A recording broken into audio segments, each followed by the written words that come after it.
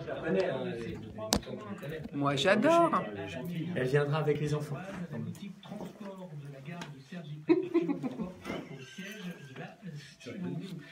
Personne. Moi, je m'en vais là. Je reviens tout à l'heure vers midi et demi.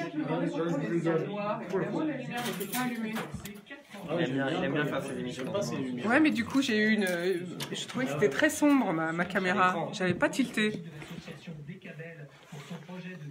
Ça va vendredi. Moi non. Si je repasse à la radio je pense pas. Bon, bah, peut-être à vendredi, c'est dommage. Je vais rater le début, moi. Moi, je mixe de 21h. Moi, je vais loin, moi. Hein. C'est loin, la ville. Ouais, il a bien. Maintenant que je me suis engagée, je suis obligée. Hein, il vient pour 17h. J'aurais pu faire venir. Tu veux que je demande à Miss Montmartre de venir? Elle peut venir. Tu peux demander à des gens de venir. Non, mais vraiment, hein. Bah oui, ce serait sympa. Faut faire venir du monde. Et pas que Miss Montmartre. Ouais. Non, mais. Il s'est planté. Non, c'est bon, c'est bon. Du coup, on l'a perturbé. Merci d'avoir été avec nous depuis 7 heures. C'était la matinale. Place maintenant au bar de l'économie avec Florence Sueur. Bonjour Florence. Bonjour Christophe. Et bienvenue comme chaque matin. Merci. Vous alternez aussi avec Jacqueline. On alterne avec Jacqueline. Vendredi, ce sera Jacqueline. Donc le thème d'aujourd'hui. Le thème d'aujourd'hui, c'est le co-développement avec l'association d'Inactive, que je vais recevoir dans quelques minutes. Mais tout de suite, on va partir rejoindre Pascal Boniface pour sa rubrique, pour sa chronique, Comprendre le monde. Pascal Boniface est directeur de l'IRIS, l'Institut des Relations Internationales et Stratégiques. Et il reçoit aujourd'hui Jean-François Fiorina, directeur de Grenoble École de Management, dont l'enseignement est centré sur la géopolitique, ce qui est assez original pour une école de management. Je n'ai même pas envoyé l'indicatif de l'émission. C'est pas grave, vous pouvez l'envoyer tout de suite. Bonne émission. Merci et Christophe. Bonne journée, à demain pour la matinale.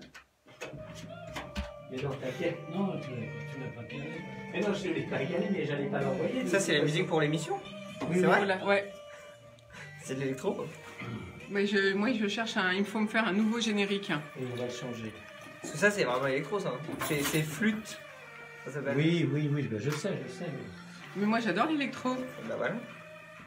Pas tout, hein, parce qu'au bout d'un moment, c'est tellement répétitif que c'est lassant. Non, ça, c'est de la techno, ça. Je vais fermer tout. Ah non, mais l'électro aussi. Hein. Mais l'électro, c'est trop large, je trouve. T'es prête? Tu viens? Ouais, je suis prête. Allez, bonne émission, à plus tard.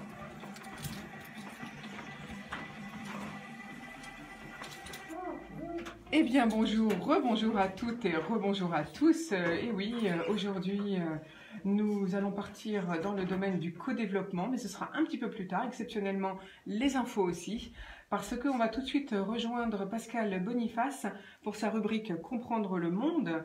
Il reçoit Jean-François Fiorina, directeur du Grenoble École de Management, dont l'enseignement est centré sur la géopolitique. Bonjour Pascal.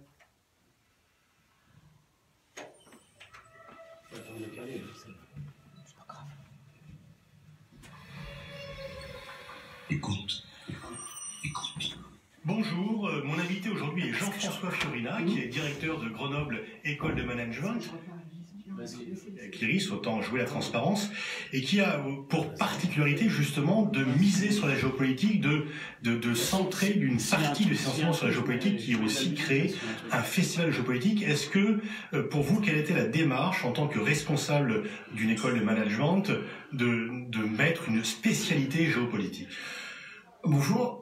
On s'est aperçu qu'il y avait une vraie demande de la part des entreprises d'avoir des jeunes diplômés qui soient capables de comprendre le monde, capables de définir leur propre grille d'analyse, parce que les situations sont totalement spécifiques, et de se dire, derrière cette analyse, il y a un élément d'aide à la prise de décision, alors que ce soit pour la stratégie, pour la gestion des risques, également dans le management interculturel, et dire, il y a cette demande, c'est un petit peu diffus, et la demande des entreprises était de se dire comment vous pouvez créer quelque chose. Et donc, on s'est dit, on va s'intéresser à la géopolitique. Il y avait également de ma part un intérêt personnel, à la fois par mes lectures, par mon expérience professionnelle, passer un engouement pour cette matière. Et puis, de fil en aiguille, on a pas mal réfléchi et on s'est dit, oui, effectivement, la géopolitique va devenir la culture générale du monde moderne et une compétence indispensable pour tout collaborateur d'entreprise. Et on va dire, on s'est dit, bien de l'accueil jusqu'au plus haut niveau, pour comprendre où on va,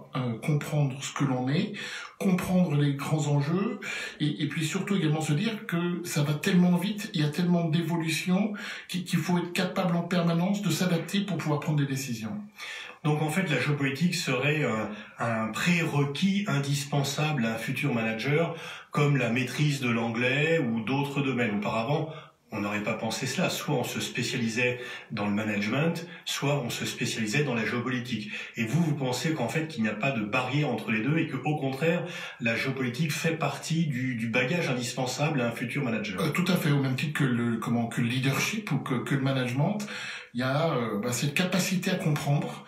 Alors c'est pas forcément évident parce qu'il faut il faut l'organiser, mais c'est non pas forcément prévoir l'avenir parce que c'est impossible, mais d'anticiper, de définir des scénarios pour pouvoir réagir au plus vite. Et on voit bien dans les réactions possibles, ça peut être aussi bien pour de la stratégie, ça peut être pour des risques avec des risques nouveaux qui sont en train d'apparaître, de nationalisation, d'expropriation. On peut même inclure la cybercriminalité dans ces points, et ça va même jusqu'à des thématiques radicalement nouvelles, comme le fait religieux en entreprise, par exemple. Nous avons des entreprises qui nous interrogent en disant je suis présent dans le monde entier, j'ai des filiales dans le monde entier, je fais face à des situations de radicalisme religieux venant de différentes religions, et comment dois-je traiter ça? Et derrière, on s'aperçoit que c'est pas une fiche par cœur que l'on va apprendre, c'est une capacité vraiment à analyser tous ces éléments, et pour nous la géopolitique est vraiment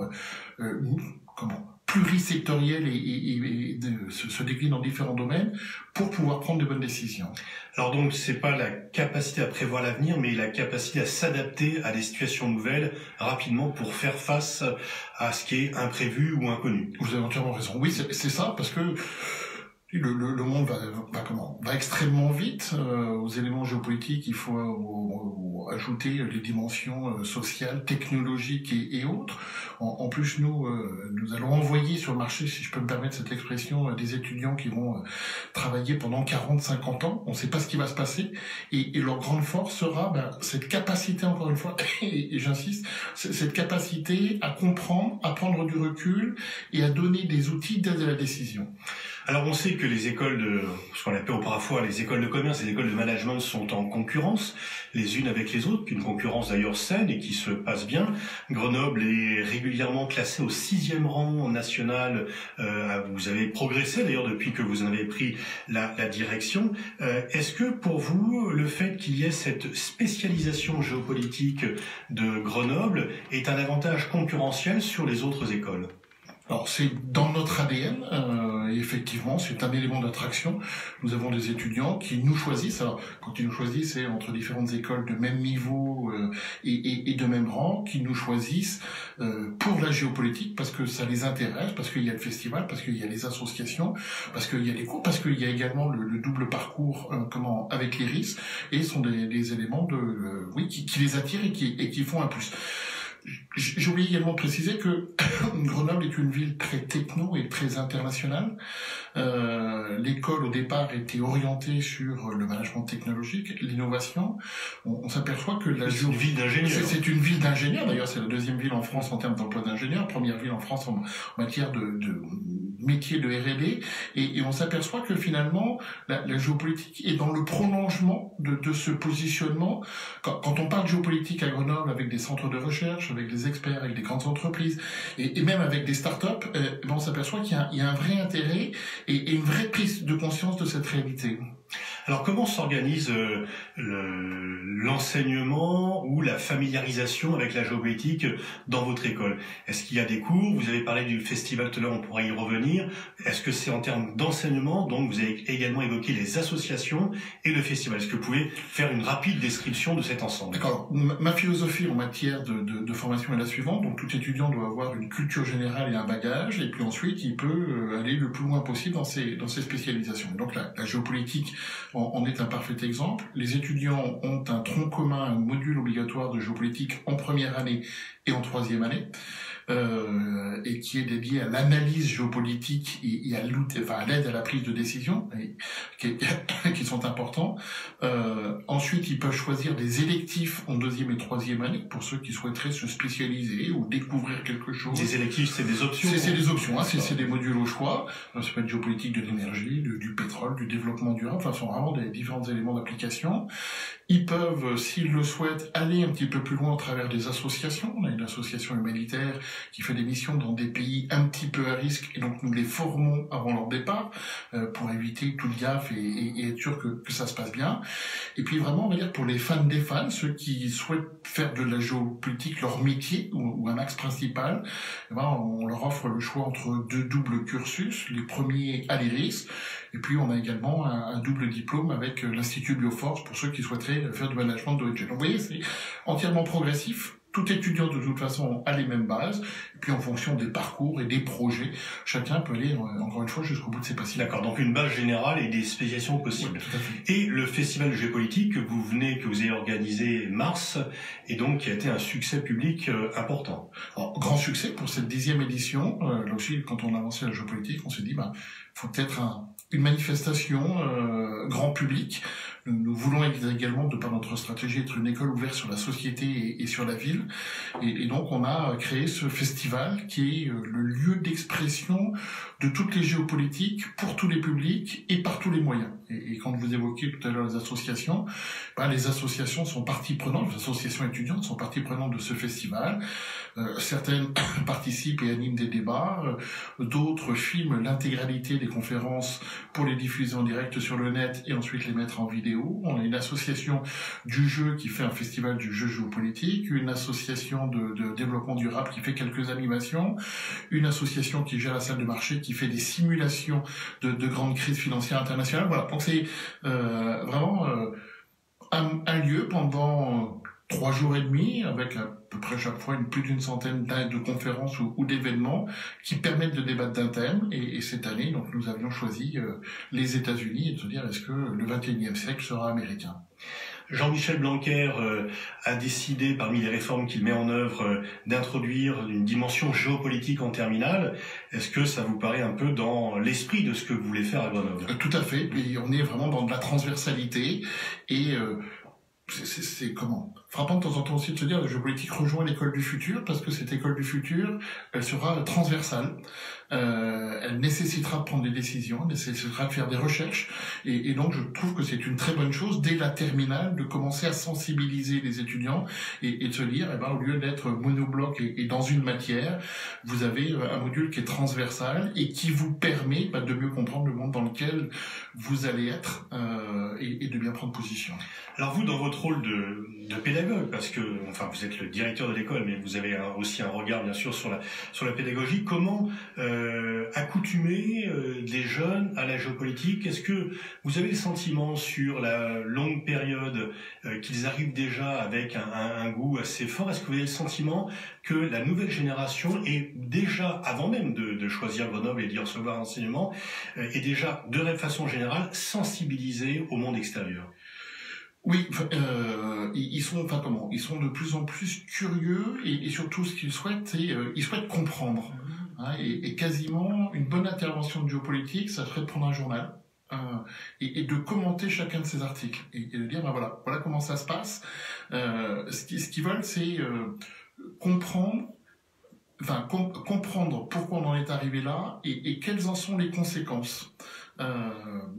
Ils sont de plus en plus informés. C'est vrai que j'ai la chance de diriger une belle école avec des étudiants qui sont de plus en plus performants. Donc ils ont déjà la connaissance et ce qui les intéresse et ce qu'ils souhaitent, c'est transformer cette connaissance en compétence. Comment vous faites la jonction entre la connaissance et la réflexion? Il faut acquérir des connaissances pour pouvoir réfléchir. En même temps, on ne peut pas passer son temps qu'à apprendre sans réfléchir. Comment vous, en tant que formateur, vous essayez de faire une bonne synthèse entre la nécessité d'avoir les prérequis et en même temps ne pas bachoter en permanence? C'est tout le débat dans les business schools et dans l'ensemble du monde de l'enseignement supérieur. Et ben c'est tout un cycle sur 3 ou 4 ans. C'est multiplier les expérimentations. Alors quand je dis expérimentation, ça peut être sous forme d'alternance, d'année césure, de double diplôme, de stage, de mission en entreprise. C'est multiplier également des études de cas, c'est les faire travailler sur différents cas d'entreprise, les faire réfléchir sur différentes problématiques. Et c'est là également de se dire c'est quelque chose que l'on va faire sur la durée. C'est pas à l'issue d'un cours, c'est au fur et à mesure, on va réfléchir, on va être sensibilisé, on va comprendre ce qu'il en est, et puis à la fin il y aura si vous me pardonnez là aussi cette expression, ce produit fini. Le meilleur exemple, c'est un petit peu l'éthique, qui peut être une des conséquences de cette géopolitique. On l'a bien vu avec des exemples comme Lafarge. Oui, vous avez un programme d'études spécifique sur Lafarge, cas spécifique tout à fait, de géopolitique appliquée aux entreprises. Tout à fait. Et c'est-à-dire, derrière... c'est comment on en est arrivé là, et il doit y avoir de la part de l'étudiant toute une phase de réflexion. Et cette phase de réflexion, c'est ce qu'il a eu en cours, c'est peut-être ce qu'il va avoir également au travers du son stage en entreprise, c'est peut-être ce qu'il va avoir également dans une mission associative, c'est peut-être ce qu'il va revoir ensuite dans un cours qui sera plutôt transversal, et puis au fur et à mesure, il va nourrir cette réflexion. On a le même problématique avec toute l'intelligence économique et la guerre économique.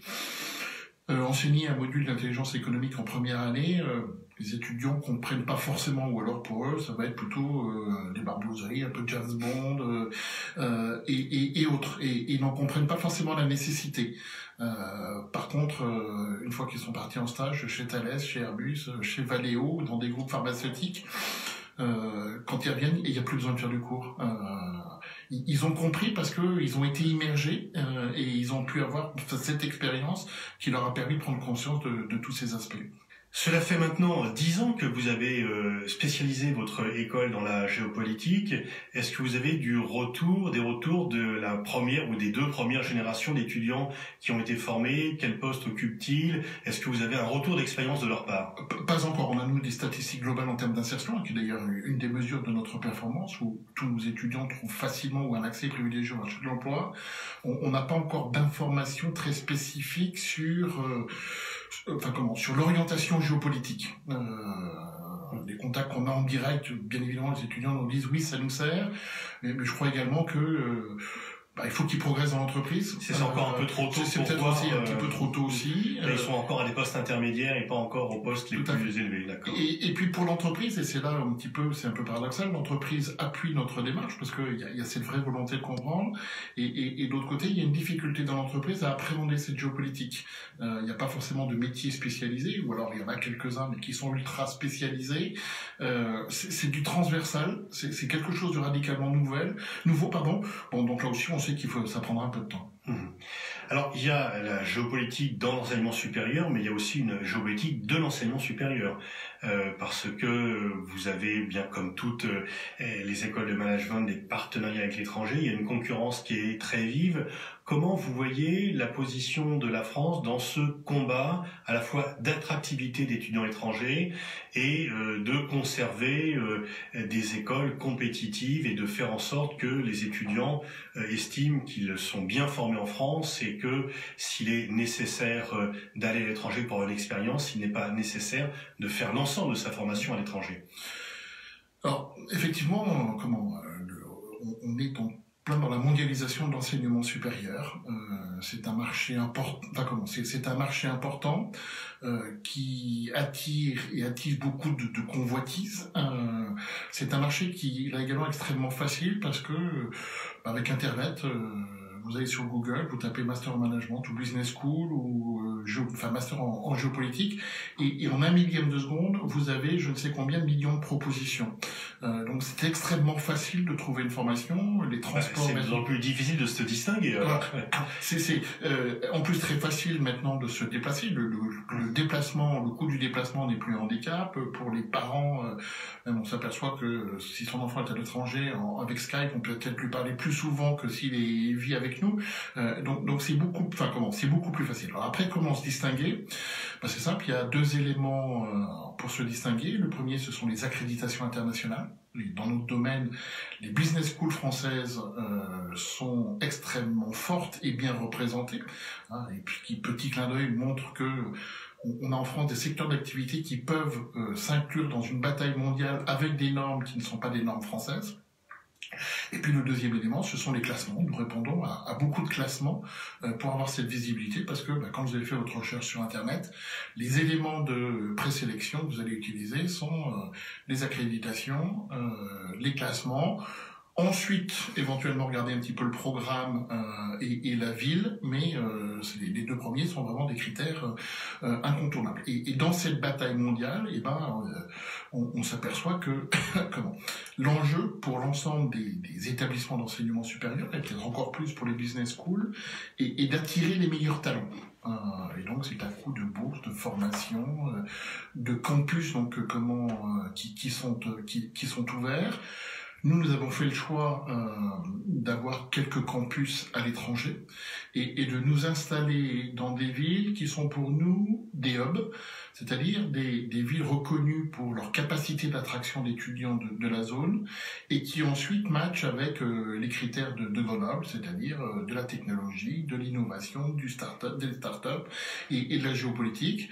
C'est pour ça que nous étions présents à Londres, et Londres est un bon exemple, parce qu'avec le Brexit, on souffre beaucoup. C'est pour ça que nous avons ouvert à Berlin. Nous sommes également présents à Singapour et à Casablanca, donc dans des zones qui sont qui sont stratégiques. Alors, dans cette mondialisation de l'enseignement supérieur, ce que l'on voit apparaître et ce que je crains moi de plus en plus, c'est l'apparition des business schools chinoises et qui ont un petit peu la même approche que... En quoi sont-elles un danger, une menace ou un ferment d'inquiétude en tous les cas? Parce qu'elles deviennent de plus en plus compétitives en termes d'accréditation. Sur une accréditation européenne, c'est la Chine est le deuxième pays entre la Grande-Bretagne et la France, et donc c'est allé très très vite.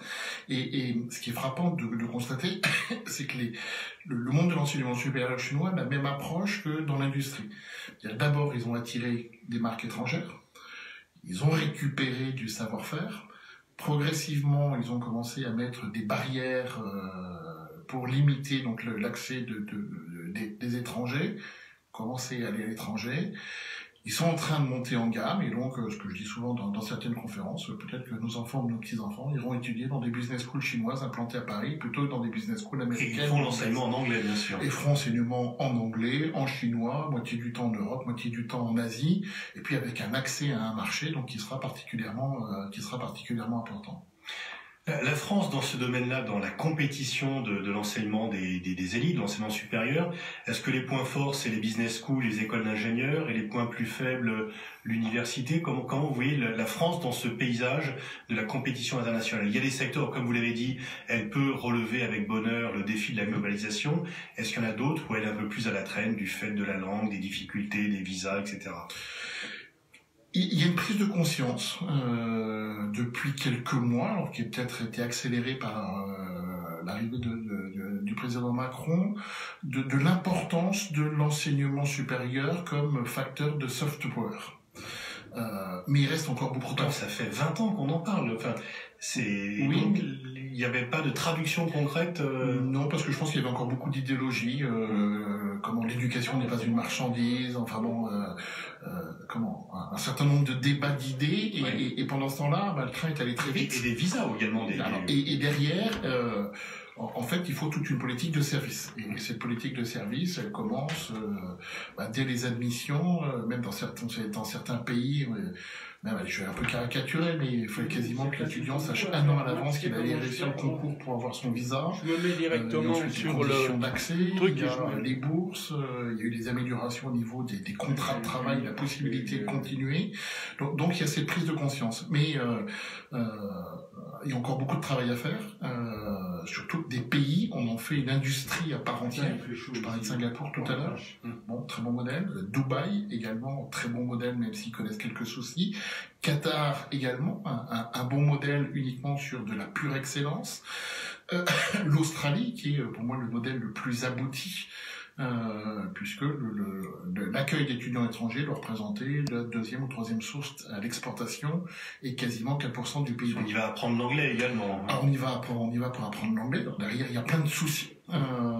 Mais quoi qu'il en soit, oui, c'est il y a une véritable, c'est à la fois une industrie parce qu'il y a une redistribution économique et c'est également un facteur de soft power important parce que des étudiants qui ont été formés en France, à la méthode française, aux normes françaises, on peut supposer que ce sont des tendances ou des formes qu'ils utiliseront par la suite. Et là aussi, pour nous Français, pendant longtemps, l'international, l'accueil d'étudiants, ça a été la France est un pays sympa, mais dans un passage juste pour les humanités, pour la culture, pour l'histoire, pour l'art de vivre, et pas assez pour tous nos fondamentaux dans lesquels on a plein de points forts, dans l'industrie, dans la médecine, dans la santé, dans les biotechnologies. Vous avez quelle est la proportion d'étudiants étrangers que vous avez à Grenoble? On est sur 40% d'étudiants étrangers représentant 125 nationalités.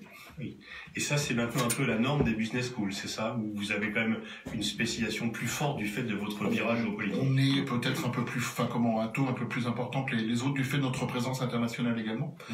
Et du coup, c'est aussi une source d'enrichissement pour les étudiants français qui sont confrontés, y compris en étant sur place, à d'autres cultures. Tout à fait. Tout à l'heure, c'est vrai que j'ai oublié d'évoquer comment on prépare la géopolitique. Il est sûr que dans un travail de groupe, quand vous mixez les populations de différentes nationalités, là aussi, vous apprenez sans le savoir. Et donc pour l'avenir, vous êtes confiant dans la capacité du système global français à aborder en termes de compétition pour l'enseignement, à ne pas être noyé et à relever le gant du défi chinois et des autres, parce que on a quand même pris un peu de retard au début du XXIe siècle. Je suis plutôt inquiet, alors même s'il y a une prise de conscience, je pense que derrière il faudra des financements.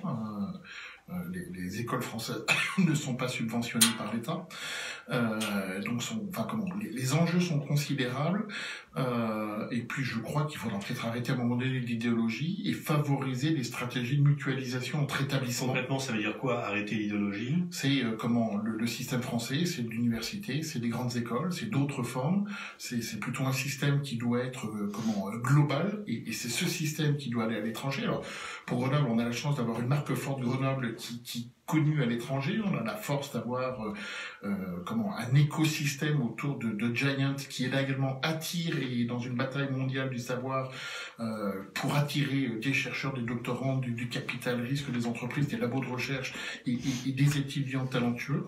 Mais c'est ça qu'il faut c'est ça qu'il faut faire en sachant également que donc le fait d'avoir une diversité d'offres entre le management, l'ingénieur, des métiers qui auparavant étaient très différenciés, c'est pour vous plutôt une source de richesse d'avoir une sorte de bouillon de culture un peu généraliste. Tout à fait, c'est ce qui et c'est ce qui fera que de toute façon ça permettra d'attirer des étudiants. C'est ce que également demandent les entreprises en disant dans la confrontation des cultures, on est de l'innovation et il y a des talents partout. Il y aura également, je crois, on a parlé de l'arrivée de cette internationalisation, mais je crois également que les EdTech vont bouleverser un peu le paysage de l'enseignement supérieur avec de nouveaux acteurs qui vont peut-être imposer de nouveaux modèles avec des tarifs qui n'auront rien à voir avec les nôtres. Et puis nous allons avoir à financer des investissements conséquents dans le numérique. Alors, numérique à la fois dans notre gestion, dans notre management, mais également dans la pédagogie. Et dans cette pédagogie, ça sera des solutions de réalité virtuelle, ça sera des solutions d'intelligence artificielle. Et là, vous pensez que la France est un peu en retard en termes de capacité d'investissement, parce que l'État manque et que les écoles n'ont pas les moyens de le faire? Oui, il n'y a pas encore il n'y a pas encore de collaboration. Les collaborations sont pas forcément facilitées. Et je crois que c'est là où on doit apprendre à travailler ensemble. C'est se dire un peu sur certaines solutions, il y aura besoin de back-office commun, pour peut-être faire le lien avec la géopolitique. Quand on fera des cours ou des interventions sur la négociation avec des Asiatiques, on sait qu'il y a l'importance du non-verbal. On pourra avoir des solutions dans l'avenir qui seront absolument fabuleuses où, avec un casque de réalité virtuelle, l'étudiant pourra s'insérer dans des conversations avec le big data. On pourra analyser en disant tiens, là vous n'avez pas été bon sur tel moment, tiens là vous n'avez pas perçu. Il pourra voir sa fiche, il pourra retravailler, il pourra le refaire en permanence. Ces solutions, ça coûte de l'argent. Ça nécessite des équipes qui sont pluridisciplinaires, ça nécessite de l'espace, et ce sera des choses que nous devrons faire alors en commun, soit avec des universités ou avec d'autres types d'établissements d'enseignement supérieur, ou éventuellement avec des universités d'entreprise ou avec des entreprises. Mais je crois que la compétitivité des business schools ou de l'enseignement supérieur devra se faire par ce biais-là. Merci Jean-François Fiorina pour ce tour d'horizon de la géopolitique en entreprise, en école de commerce et la compétitivité de la France sur le marché de l'enseignement supérieur.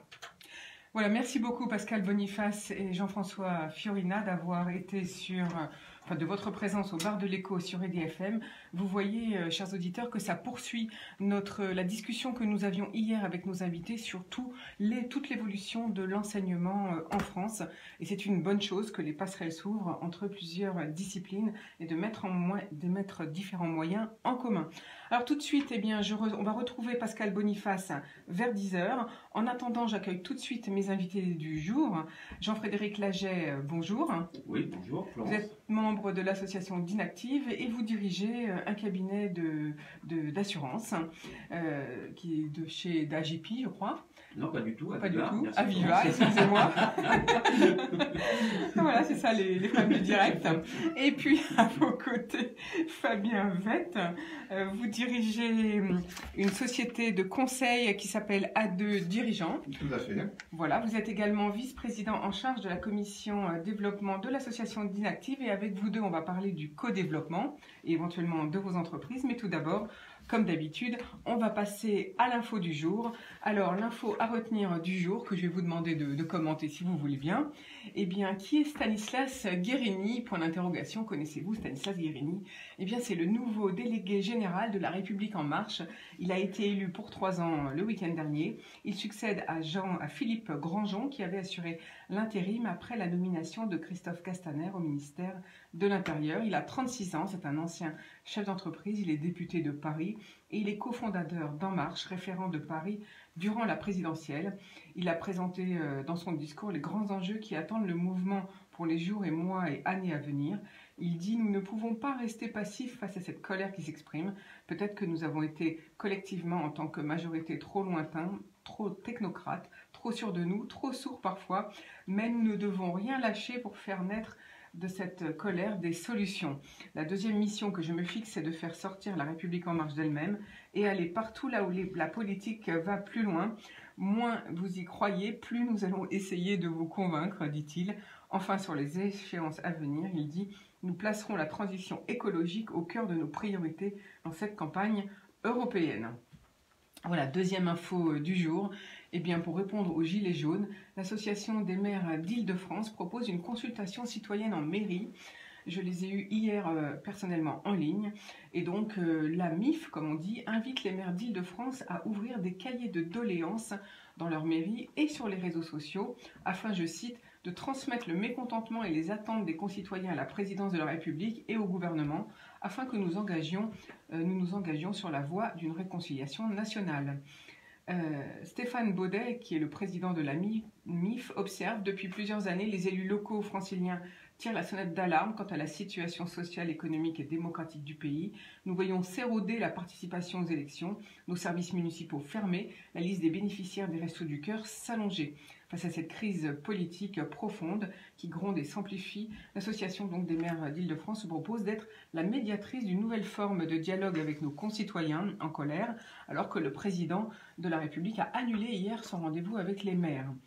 L'intérêt, écrit donc Stéphane Baudet, je rappelle qu'il est maire de Courcouronnes, et il écrit ceci en association avec Sylvine Thomasin, maire de Bondy, et Jacques Martin, maire de Nogent-sur-Marne, tous deux qui sont secrétaires généraux respectivement et vice-présidents de la MIF. Ils disent « L'intérêt de cette méthode réside dans notre ancrage et notre rapport direct aux habitants qui nous permettra de prendre en compte les particularités des revendications propres à chaque territoire.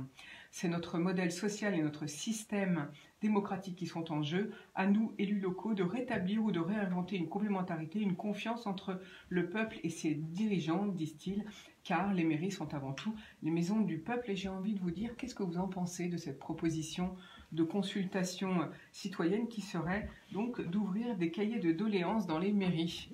La lettre va donc partir aujourd'hui à tous les maires d'Île-de-France. Qu'en pensez-vous? Alors, qui commence? Fabien Vette. Oui, moi je pense que c'est une bonne idée. Ça permet de pouvoir se retrouver dans un état, espèce d'état généraux de la situation en France. Et c'est vrai que les maires sont des personnalités crédibles Donc, sûrement l'envie d'y aller et de peut-être échanger avec des personnalités crédibles dans un moment où les hommes politiques le sont de moins en moins. Alors, les revendications, j'ai envie de vous poser une question. Les revendications des Gilets jaunes, qu'est-ce que vous en pensez? Vous les soutenez? Vous les comprenez? Il y a des paramètres qui sont très clairs. À partir du moment où la France est l'un des pays les plus taxés au monde, on peut comprendre qu'à un moment donné, la situation est critique, la situation sociale et économique pour beaucoup de personnes. Merci beaucoup Fabien Vette. Oui, alors Jean-Frédéric Laget. Sur le moment des Gilets jaunes, on va dire qu'il y a le fond, il y a la forme. Sur le fond, oui, je pense qu'on arrive à un stade de ras-le-bol, le ras-le-bol fiscal et la nécessité de remettre à plat un peu notre société, enfin plus ou moins son mode de fonctionnement. Bon, après, comme tout un chacun, sur la forme, effectivement. Mais je crois que la France, c'est une des caractéristiques de notre pays, hein, c'est qu'on a toujours su avancer uniquement dans le cadre de crise. Là, typiquement, on est dans une crise, donc c'est peut-être le moment de tout remettre à plat. Et justement, ce type de solution que peuvent apporter les maires, de centraliser un peu les revendications, etc., ça me paraît important parce qu'il faut redonner la voix aux Français et en profiter pour refondre un système plus égalitaire et perçu par tout un chacun comme plus égalitaire et plus juste. Alors justement, donc, Jean-Frédéric Laget, quand vous dites remettre tout à plat, remettre quoi à plat? Les taxes, les dépenses publiques, les impôts? Qu'est-ce qu'il faut mettre à plat pour vous? Oui, parce que le ras-le-bol fiscal, donc effectivement, c'est un ras-le-bol vis-à-vis d'un taux d'imposition, mais en face, il y a des dépenses, donc il faut, dans ce cadre-là, il faut regarder les recettes et les dépenses. Nécessairement, l'un va de concert avec l'autre. On ne peut pas d'un seul coup, par un coup de baguette magique, dire je baisse les dépenses. Je baisse les recettes tout en maintenant les dépenses parce qu'on sait que tout ça nous a amené à un déficit chronique et une dette abyssale. Donc voilà, il faut tout remettre à plat, mais dans un dialogue, je dirais, plutôt apaisé. Et oui, tout à l'heure, Fabien parlait, oui, c'est un peu le principe des États généraux. On convoque tout le monde, on remet tout à plat et on vote après. Et on vote après. Merci beaucoup Jean-Frédéric Laget pour ce commentaire. Dernière info du jour, eh bien c'est un petit rendez-vous, c'est le forum de la création et de la reprise et du développement d'entreprise qui a lieu en Seine-Saint-Denis jeudi, donc après-demain le 6 décembre, de 9h à 17h30 à la Chambre de commerce et d'industrie de Seine-Saint-Denis. C'est la 3e chambre de commerce la plus dynamique d'Île-de-France, avec plus de 26 000 créations ou reprises d'entreprises en 2018. L'entrée est bien sûr gratuite, mais il faut vous inscrire sur www.cci93.fr. Je rappelle l'adresse, 191 avenue Paul Vaillant-Couturier à Bobigny. Je rappelle donc aussi que c'est après-demain de 9h à 17h30 à la CCI. Alors tout de suite, on va faire une jolie pause musicale avec Avishai Cohen pour son morceau de piano Shalom Aleichem.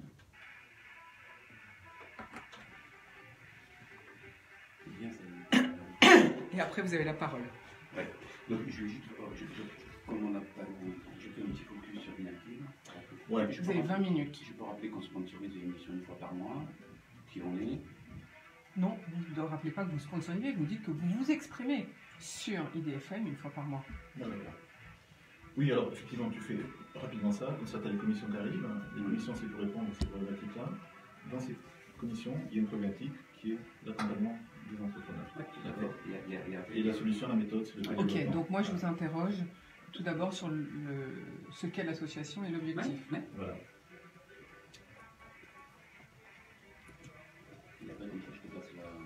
Ça, tu passes le projet, on va zoomer sur. En fait, les commissions répondent à ces attentes-là. Que tu avais relevé sur le site. Oui, tout à fait. Je vois qu'on a les mêmes. Et vous, sur le développement, le co-développement? On va zoomer après sur le co-développement, c'est-à-dire une méthodologie pour accompagner les dirigeants, parce qu'il y a des attentes fortes sur ce sujet. D'accord.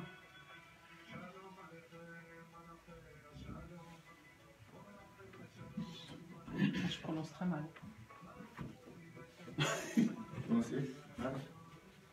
Je l'ai baissé à cause de...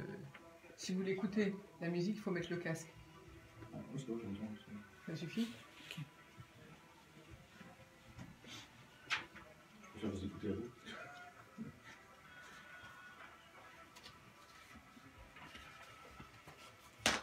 Vous écoutez à vous, c'est très toulousain, c'est l'expression.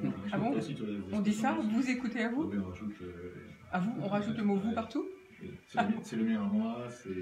C'est le mien à moi, oui. D'accord. Est-ce que vous êtes toulousain, mais installé depuis combien de temps ici?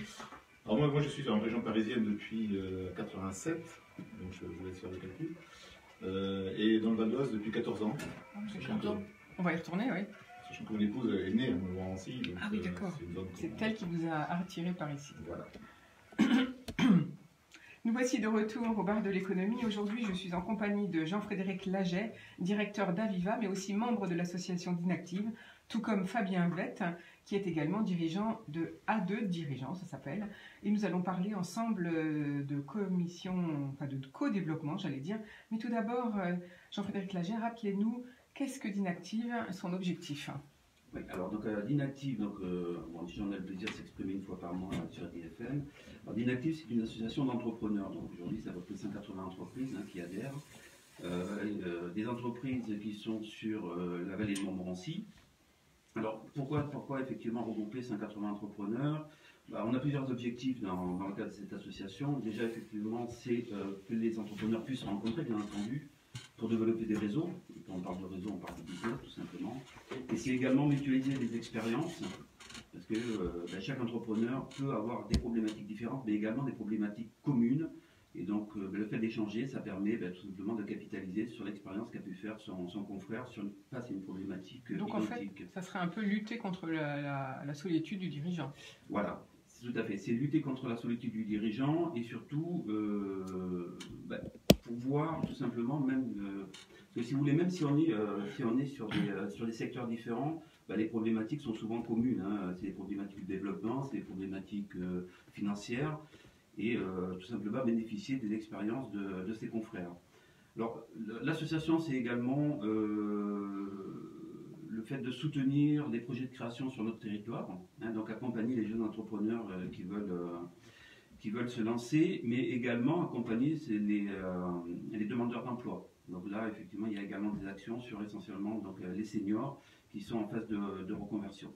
Alors pour le fonctionnement de cette association d'Inactive, on a constitué différentes commissions, donc la commission entrepreneuriat, commission emploi-éducation, développement, animation, qui répond aux problématiques et aux objectifs que je viens de citer. Mais le but aujourd'hui, donc, c'est de faire un focus sur une commission qui est la commission de développement, où là, on va essayer de trouver des solutions et accompagner donc les entrepreneurs dans leurs problématiques, par exemple, de développement.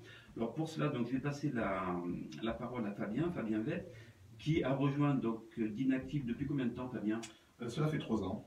Alors, juste avant de rentrer dans le vif du sujet, est-ce que vous pouvez nous dire ce qui vous a motivé dans le fait de rejoindre l'association d'Inactive?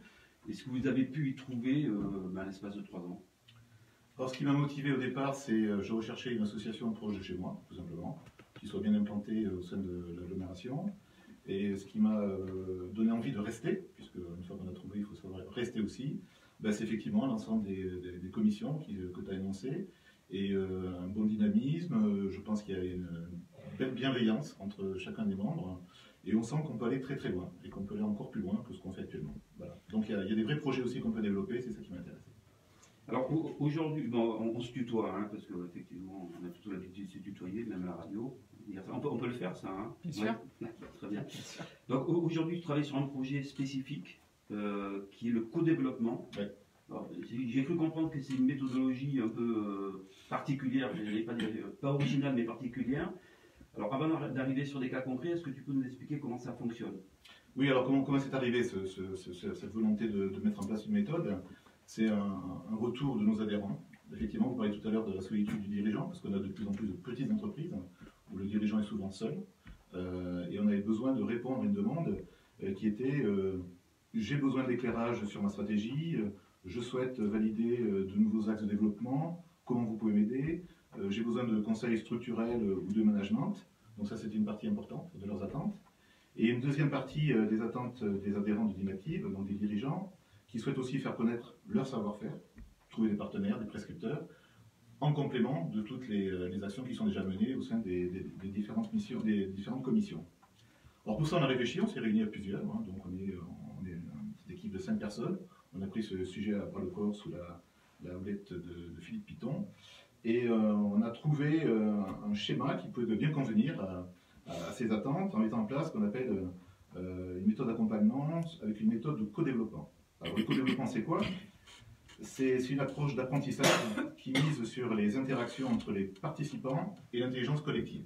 Alors quand on a dit ça, on a dit beaucoup de choses. C'est un beau projet, oui. Mais déjà, l'intelligence collective. Déjà, on sent qu'on monte d'un cran dans l'animation et l'interaction entre nous. Alors, je vous donne un petit exemple à quoi ressemble une séance de co-développement.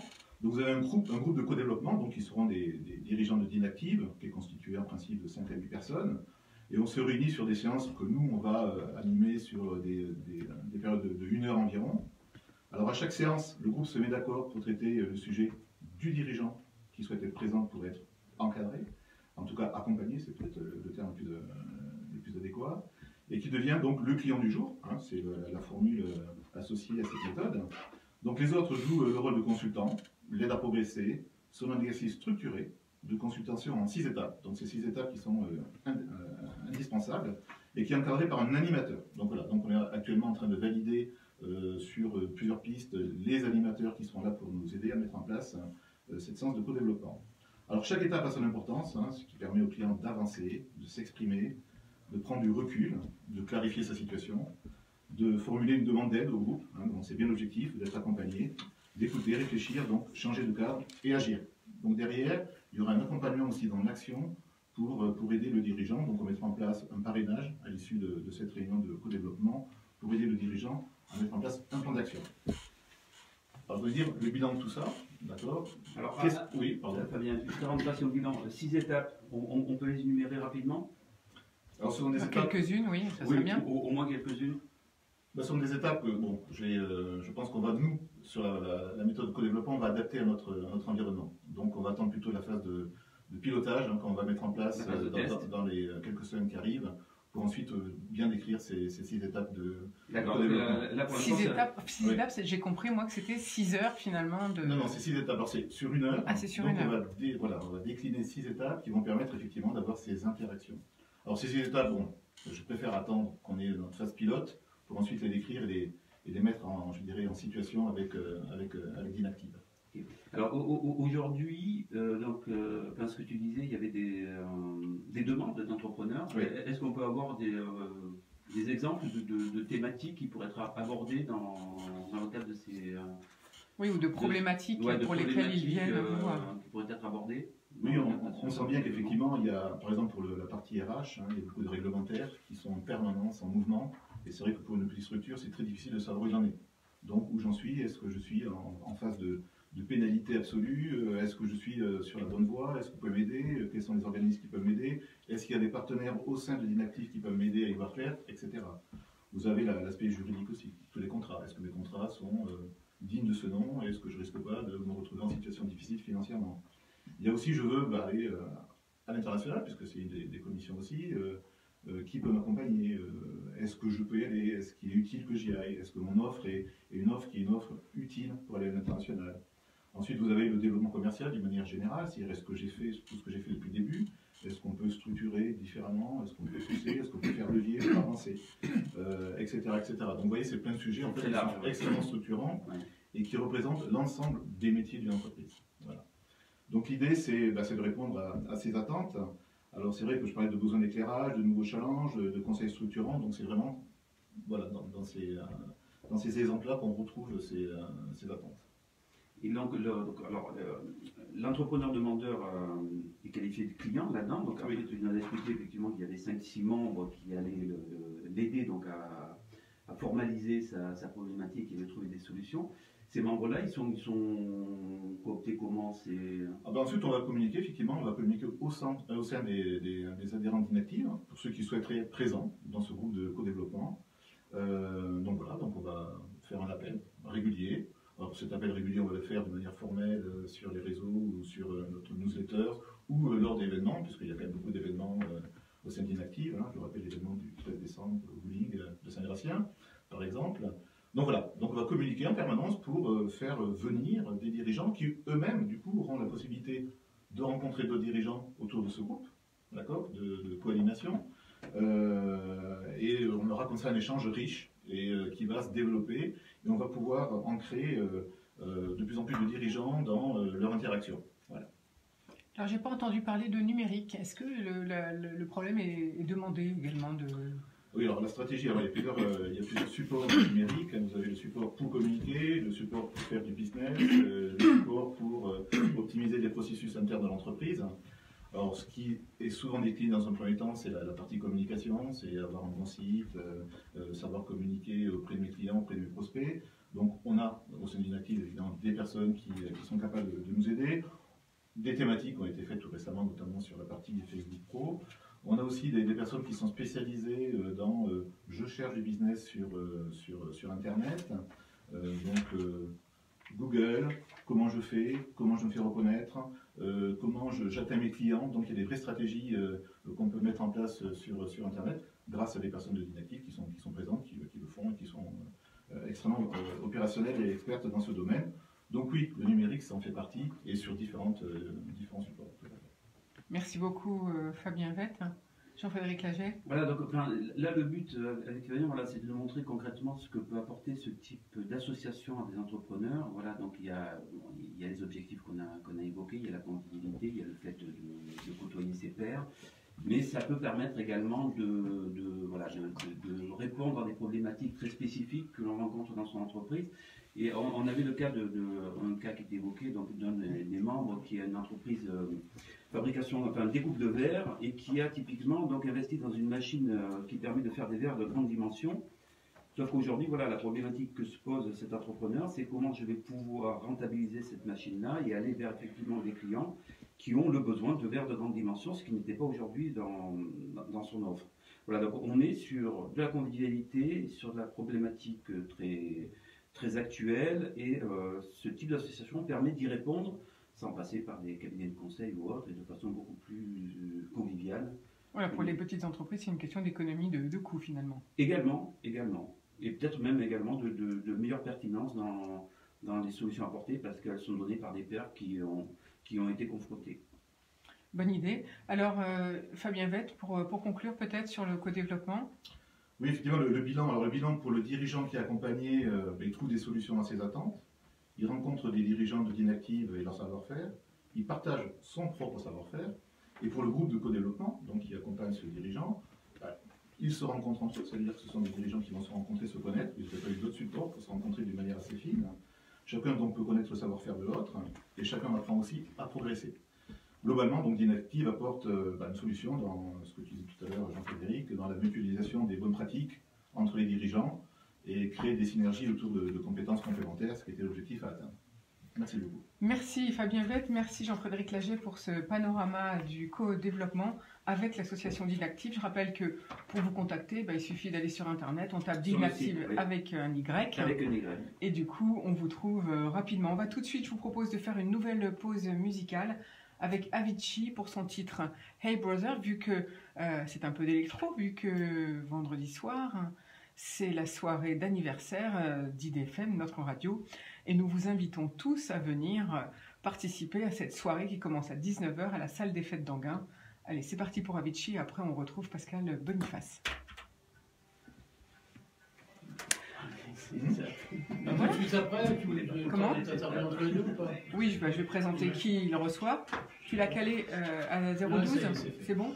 C'est très bon en fait. Je vous signale que le week-end, il y a 8 jours, j'étais en Serbie parce que le Val d'Oise signe un accord de coopération avec la Serbie, une coopération économique, et que la Serbie a besoin de beaucoup de développement dans plein de sujets différents. Donc ils vont venir en France en principe le 17 ou 18 janvier. Bon, ils voudraient bien venir au micro, mais je pense que ça va faire un peu trop short dans leur timing. En tout cas, il y a des opportunités de développement économique avec la Serbie, il faut y penser. Il va falloir dans ces cas-là rentrer en contact avec le CEVO. Merci beaucoup, bien, tout à fait. Bon, c'était à l'arrache. Vous avez bien sorti. À la volée. C'est bien. C'était le principal. Bon, moi j'aime bien les exemples concrets, c'est pour ça que... Voilà, c'est pour ça que quand il a dit les problématiques, les étapes, c'était de dire, voilà, j'ai eu telle problématique, c'est ça qu'il voulait dire. Oui. Mais là, j'ai bien vu que... non, c'était les étapes, parce que les étapes, c'est quand même compliqué, là, il y en a pas... Oui, ça dépend de chacun, finalement. Enfin, c'est long à expliquer. Ça peut être court pour certains et puis plus long pour d'autres. C'est un peu rébarbatif, c'est-à-dire que pour le comprendre, il faut prendre le temps de l'explication. Donc j'ai un petit peu bouté en touche sans que je vois. On se voit le 17. Le 17 quoi? On a fait les dates, je sais plus. Oui. Ah bon? Tiens, C'est pour pour me les ça que je vous donner. les rappelle. Je sais plus. Ouais, ça serait bien. 17 janvier, 20 mars, 19 avril, 16 Ah bon, mai, bah, je les ai 19 pas, juin. moi. Bah si, c'est vous qui me les avez envoyés. On les a validés C'était par celle de mail. l'année dernière, ça. On n'a Ah pas non. fait pour 2019. Si. Bon, alors, allons-y. 17 janvier, 20 mars, on avait dit que février, on faisait rien. D'accord. 19 avril, 16 mai, 19 juin. Bon, après, c'est pas figé dans le marbre, hein. Non, mais c'est bien, moi, il n'y a pas de problème. Ok. Il faut que je les note alors. Parce que j'ai pas encore d'agenda 2019, il faut que je m'en occupe. Ouais. D'accord, super. Monsieur, Courage à vous. c'est la première fois, non? Non, c'est pas assez Non. bien. Non, mais je me dis, j'ai déjà Non. vu, c'est pour ça. Mais oui, Ouais. avec Jacqueline là, le mois dernier. Ah oui, voilà. C'était Jacqueline. Ça y est. Oui, c'est ça. Ouais. Vous pouvez rester là si vous voulez. En fait, c'est avant qu'on reste pour savoir comment ça fonctionne, et après, on y va. Là, c'est l'anniversaire qui peut... Non, mais Bon. restez 2 minutes que j'introduise. Restez D'accord. quand même là. Bien sûr, ouais, bien sûr. voilà. On y retourne? On va y retourner. Il est quelle heure? Ouais. 10 heures. Au bar de l'économie, c'était donc Avicii avec son titre Hey Brother. Je remercie en tout cas les membres de l'association d'Inactive qui sont venus ce matin. En tant que chef d'entreprise, ils doivent partir en rendez-vous, donc on va les laisser partir. Je rappelle que la mise en réseau quand on est chef d'entreprise, c'est très important. D'ailleurs, le Val d'Oise est très dynamique dans ce domaine. Il y a quand même plusieurs associations qui existent, donc choisissez bien sûr celle qui vous convient. En attendant d'Inactive, allez sur Internet pour les contacter. Tout de suite, on va rejoindre Pascal Boniface qui reçoit Jeff Hawkins. Jeff Hawkins, c'est l'ancien ambassadeur américain en Afrique et il va nous expliquer qui mène la politique étrangère aux États-Unis. Vous allez voir, c'est assez intéressant. Bon, rebonjour Pascal.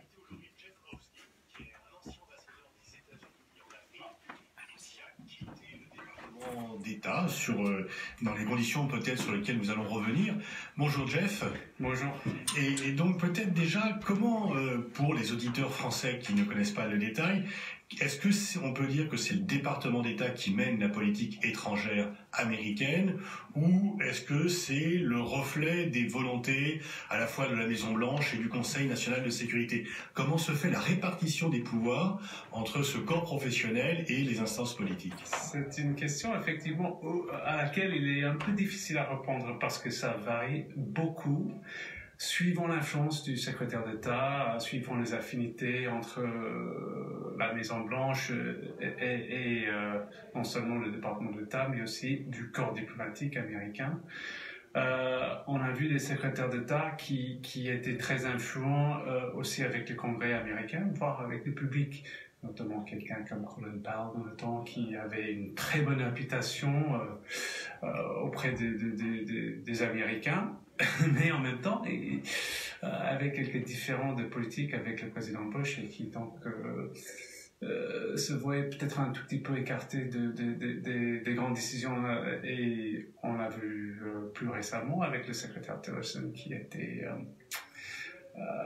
pas un peu mis à l'écart. On avait l'impression effectivement de quelqu'un qui ne défendait pas sa boutique puisque le département d'État a perdu une part importante de ses crédits et qui semblait hors du circuit de décision. Non, mais il était totalement hors du circuit de décision. Il n'avait pas une relation proche avec le président et d'ailleurs, au fur et à mesure, il perdait clairement d'influence avec le président.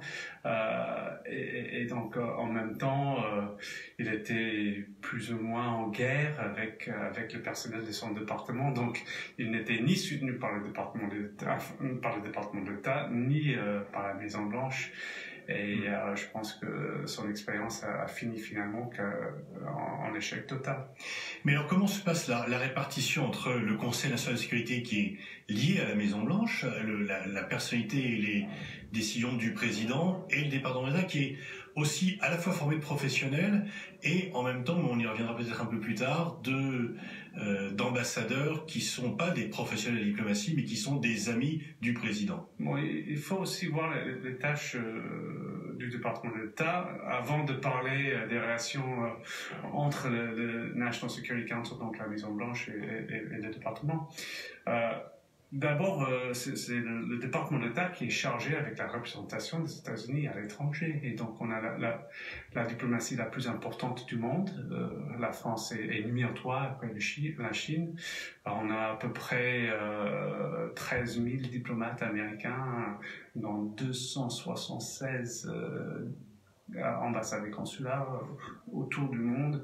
Donc, on a une très forte présence et une très grande influence. Et comment devient-on diplomate américain? Il y a un concours spécifique Il y a justement un concours.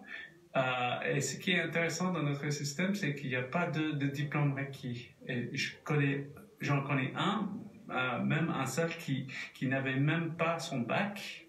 C'était un type très intelligent, mais il a réussi à passer le concours et à se faire admis, même sans diplôme. Donc, un concours assez intensif. C'est intéressant parce que, en général, il y a une très forte demande pour les places au département d'État. Depuis l'arrivée du président Trump à la Maison-Blanche, on voit moins de demandes des jeunes qui souhaiteraient un jour devenir diplomate américain. Mais donc, pour revenir au département d'État, il y a cette représentation à l'étranger. Il y a aussi l'assistance américaine, l'aide internationale. Et donc, notre agence pour le développement international, USAID, en principe est plus ou moins sur le contrôle du secrétaire d'État. Ça varie en suivant les administrations, mais plus ou moins sur la direction du département d'État. Et là, un budget autour de 60 milliards de dollars, donc ce qui n'est pas négligeable. Donc il y a toute cette partie-là, déjà, sans parler des débats des politiques à Washington. Ensuite, il y a l'influence sur la politique américaine. Et comme j'ai dit tout à l'heure, c'est variable. La National Security Council, donc la Maison Blanche, en principe, est là non pas pour imposer tel ou tel choix politique, mais pour gérer les débats entre les départements, entre les ministères. Et aux États-Unis, il y a pas mal de ministères. Il y a le Trésor, il y a bien sûr le Pentagone, il y a pas mal d'agences au sein du gouvernement qui ont une activité, qui ont des intérêts à l'étranger. Donc, le rôle de la Maison-Blanche est de être l'arbitre de tout ça. Et est-ce qu'on peut dire que maintenant, le département d'État a perdu la partie contre le Pentagone et que c'est le Pentagone qui fait la politique étrangère des États-Unis? Ça change. Je dirais deux choses. Premièrement, Mattis est parmi les secrétaires, les ministres qui a une position la plus nuancée. Donc, ancien militaire, et on penserait que les militaires seraient très en guerre, etc. Mais finalement, c'est quelqu'un qui apprécie beaucoup le rôle de la diplomatie parce que justement, il a été homme de terrain et donc il connaît l'importance. Donc lui, c'est pas un ennemi du département d'État, loin de là. C'est plutôt un soutien si la relation entre le secrétaire d'État et le secrétaire de la Défense est bonne. Autrement, le nouveau secrétaire d'État, au moins pour l'instant, a une relation nettement plus serrée avec le président, donc il risquerait d'avoir plus d'influence. Donc on ne peut pas dire que pour le moment, Tillerson a beaucoup fait pour nous écarter le ministère des centres de pouvoir, des centres de débat, mais je pense que c'est pas tout à fait perdu. Il y a un problème, et ça c'est qu'il y a ce qu'on appelle les politiques au sein du département d'État. Donc ceux qui sont nommés par le président pour des raisons purement politiques, et puis il y a les diplomates de carrière. Et nous sommes quand même pas mal d'être partis. Il y a longtemps, le dernier chiffre que j'ai vu, c'était 100 diplomates très gradés qui sont partis avec le grade de général, si on veut. Et vous imaginez l'armée française qui perdrait dans un an 100 généraux, c'est quand même... Et alors, dans votre cas, qu'est-ce qui vous a conduit à quitter, avant le terme de votre carrière, le département d'État? j'aimerais bien dire que c'était parce que par un élan de patriotique, mais finalement, j'étais en profond désaccord avec cette administration, avec la politique de l'administration, aussi avec le président lui-même, sa façon d'agir, son rejet de la diplomatie en faveur d'un militarisme, à mon sens, mal placé.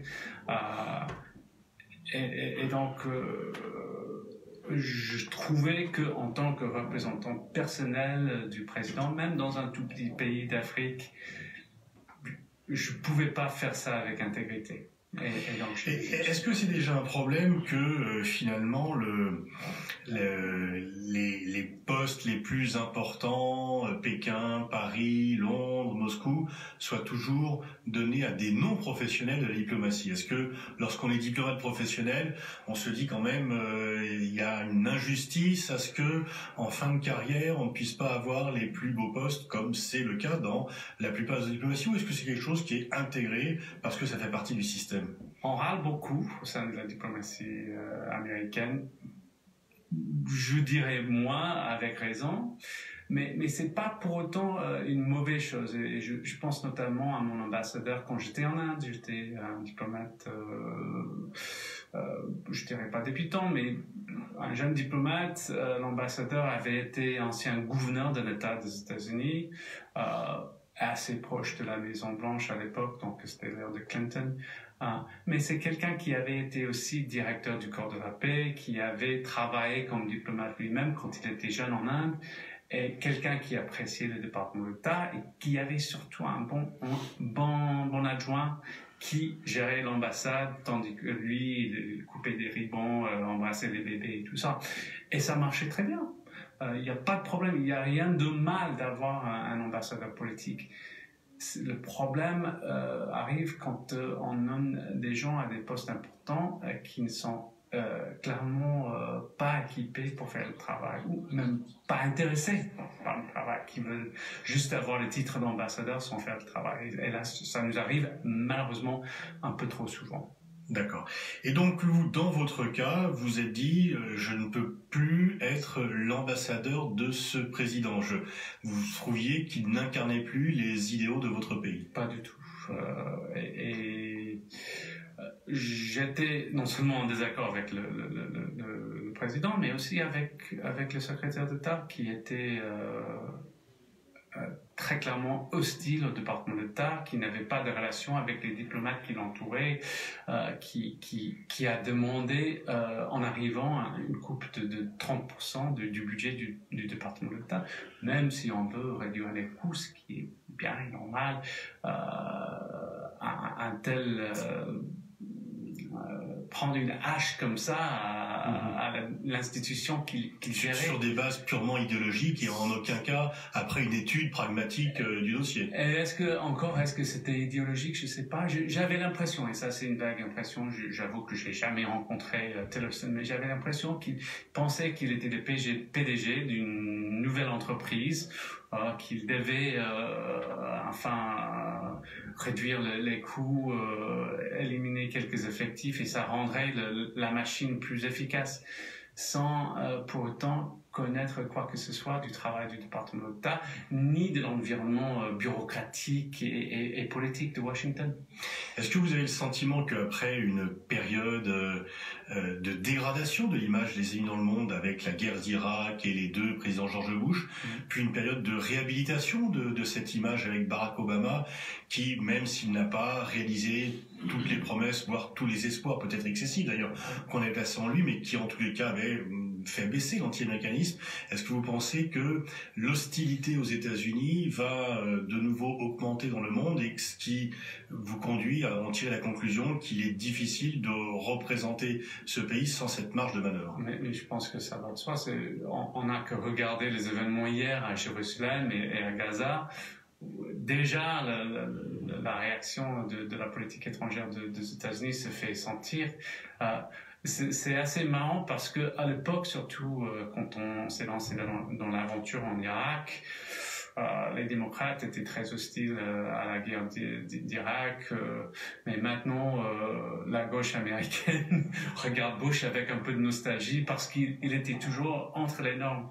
Mais je me souviens, même à l'époque, j'étais à cette époque-là premier conseiller dans notre ambassade au Brunei, et je donnais un discours sur la politique américaine devant les officiers bruneiens, donc des jeunes officiers, et ils étaient encadrés par les entraîneurs britanniques, donc les commandants, les lieutenants-colonels britanniques. Et à cette époque-là, c'était ces officiers britanniques, nos alliés en Irak, qui posaient des questions incroyables d'une hostilité, mais c'était pas possible. Et je me suis dit à l'époque, ça va pas du tout. Si c'est les Britanniques qui nous critiquent, vraiment, ça peut pas marcher comme ça. Après, il y a eu l'arrivée de Barack Obama, effectivement, même s'il y a des politiques qui ont déçu, notamment en Syrie, par exemple, où on n'est peut-être pas allé aussi loin que nos alliés européens auraient souhaité. On avait l'impression d'avoir un interlocuteur sérieux, qui savait réfléchir et qui était totalement convaincu de l'importance des alliances, de la relation transatlantique, etc. Et puis, il a été remplacé par un président qui a tout jeté à la poubelle. Et on a vu avec les visites successives du président Macron, de chancelière Merkel à Washington, cette relation est vraiment très... j'aimerais pas dire dégradée, parce que je crois fermement dans cette alliance transatlantique, et c'est pas un seul président qui va mais en même temps, on a quand même le sentiment, bon, la politique américaine a toujours été un mélange de multilatéralisme et d'unilatéralisme. On a l'impression que ce président-là pousse l'unilatéralisme à des extrêmes inconnus, et que la relation qu'il semble vouloir avoir avec ses alliés est une relation de domination, de subordination, et pas du tout de partenariat. Même si, effectivement, il n'y a jamais eu d'égalité réelle entre les pays européens et les États-Unis. Est-ce que vous ne pensez pas qu'il y a un risque de rupture transatlantique, ou de forte dégradation? Un risque peut-être, et ça m'inquiète beaucoup. Et le problème, c'est pas seulement de l'unilatéralisme, c'est aussi la nature purement transactionnelle de l'approche de Trump. Donc, c'est pas... Si c'était seulement idéologique, on pourrait aimer ou ne pas aimer, mais finalement, il y a une consistance. Mais là, il n'y a pas de consistance. On l'a vu hier, je pense, avec l'attitude du président vis-à-vis de cette entreprise chinoise. On avait imposé des sanctions, et maintenant, dans un tweet, il revient. Il n'y a jamais de constance. Et je pense que ça, finalement, c'est ça qui pourrait... frustrer nos alliés et peut-être les éloigner. Quelle est la vision du monde de Donald Trump? Est-ce qu'il vit dans le monde d'aujourd'hui, ou dans un monde rêvé des États-Unis d'il y a quelques décennies, où il y avait moins de diversité, où les hommes forts commandaient et où les alliés obéissaient? Je ne suis pas ni l'ami ni un proche de Trump, donc tout ce que je pourrais dire sur ses attitudes et ses approches, c'est juste l'image qu'il présente au public, dont je fais partie. Mais moi, je suis convaincu du cynicisme pur de son approche. Donc, c'est pas une fantaisie, c'est pas... Je pense qu'il fait ce qui lui semble bon dans l'instant pour Donald Trump, pas pour l'Amérique, même pas pour le Parti républicain, mais pour lui-même. Et donc ça risque de laisser des traces. Quand vous aviez quitté votre poste en Afrique, quels étaient les premiers retours que vous aviez sur à la fois la campagne qu'il avait faite, ce qu'il avait annoncé, et les premières décisions? C'était intéressant à l'époque. Donc j'étais ambassadeur à Bangui en Centrafrique, et c'est une grande tradition aux États-Unis, dans les ambassades, de faire une soirée élection, une soirée électorale. Donc on invite tout le monde, on regarde le décomptage des bulletins de vote, et c'est vraiment un moment où on peut partager notre démocratie avec nos collaborateurs à l'étranger. Et donc, mon conseiller pour la presse est venu me voir et voulait monter tout ça. Et à l'époque, il me semblait que Trump risquait de gagner, et étant donné les propos d'histoire, le racisme qui montait aux États-Unis, moi je voyais dans un contexte centrafricain très mal faire la fête autour de ça. Donc je lui ai dit non, c'est pas possible, on va pas faire ça, on va faire quelque chose de plus intime avec le personnel de l'ambassade.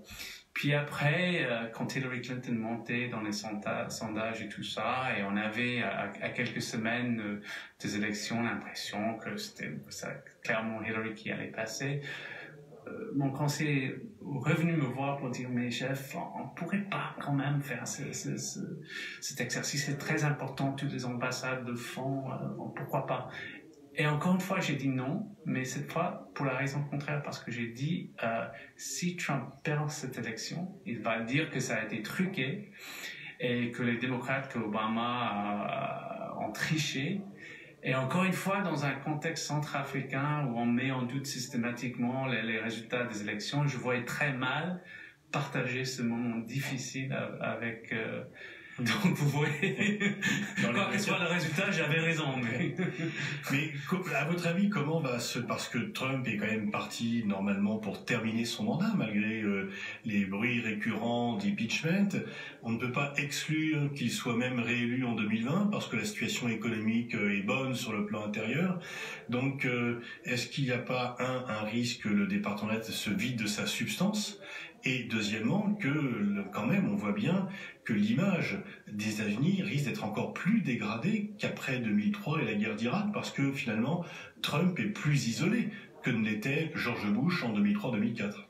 Je pense, et bon, quant au impeachment, en anglais, on dit never say never, mais ça me semble très peu probable, même avec des preuves notre système, l'impeachment, c'est vraiment quelque chose d'extrême. Mais notre système n'est pas fait pour ça, même dans le contexte actuel. Donc, pour moi, Trump va certainement faire son mandat. Est-ce qu'il en aura un autre après? On ne sait jamais. Il a sa base qui est de 40% de l'électorat. Mais déjà en 4 ans, il aura quand même le temps de faire des choses, et probablement de faire des dégâts. Pour faire des dégâts, certainement. Et encore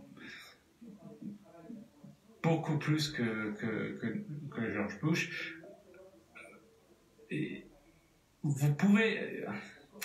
Enfin, il y a la relation personnelle entre le président et d'autres chefs d'État. Il y a une relation contextuelle. On fait telle ou telle chose, il y a telle ou telle guerre. Et puis il y a les relations de base qui sont là. Et on espère croire que les relations de base vont rester. Donc même après le départ de Trump, quand il y aura un nouveau président qui privilégie la diplomatie, quand il y aura le département d'État qui essaie de se remettre, qui se rebâtir, cette fois-ci, je pense que les dégâts vont être quand même assez importants, surtout pour l'institution que je représentais. Parce que construire un diplomate, ça prend 20 ans, 30 ans, c'est pas toujours au lendemain. Mais aussi les relations avec nos partenaires.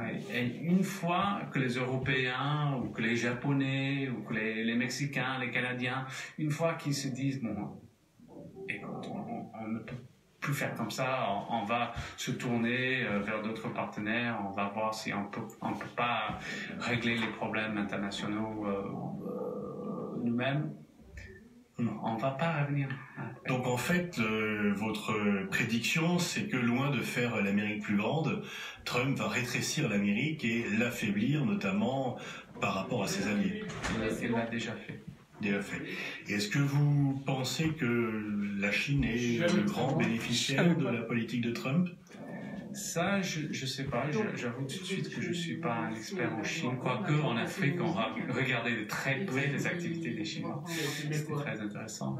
Mais à mon sens, j'ai vaguement l'impression que la Chine, malgré sa puissance et sa montée économique, est-ce que la Chine est prête à jouer le rôle politique? Est-ce que la Chine est prête à assurer la stabilité du système international? J'en suis pas encore convaincu. Et alors donc comment vous voyez l'impact de Trump avec des États-Unis qui seraient moins dominants, mais en même temps une sorte de disparition, d'émiettement de la puissance et d'atteinte au multilatéralisme? Oui, tout à fait. Et je ne sais pas, l'Amérique a une capacité de se réinventer. Et c'est un peuple très entrepreneur, donc on peut espérer qu'il y aura d'autres chapitres à ce roman du siècle américain. Mais si on était déjà sur le sommet, si on était déjà peut-être un tout petit peu sur le déclin, je pense que Trump a beaucoup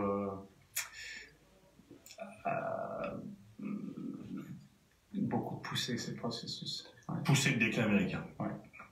Merci Geoff Hawkins pour cette analyse sur la politique extérieure américaine et le... Merci beaucoup Jeff Hawkins et Pascal Boniface d'avoir été sur IDFM. C'était donc la rubrique de Pascal Boniface Comprendre le monde et aujourd'hui sur ce second thème, celui de qui mène la politique étrangère aux États-Unis. Pour ma part, je vous retrouve dès demain. De demain, nous serons avec le maire de l'Isle-Adam, Sébastien Poniatowski, et puis aussi l'entreprise Vika et le réseau Mesure. L'entreprise Vika est une entreprise industrielle basée à Herblay. Moi, je vais vous souhaiter une très belle journée et on va se quitter avec Bernard Lavilliers pour son titre Croisière méditerranéenne. Bonne journée à tous.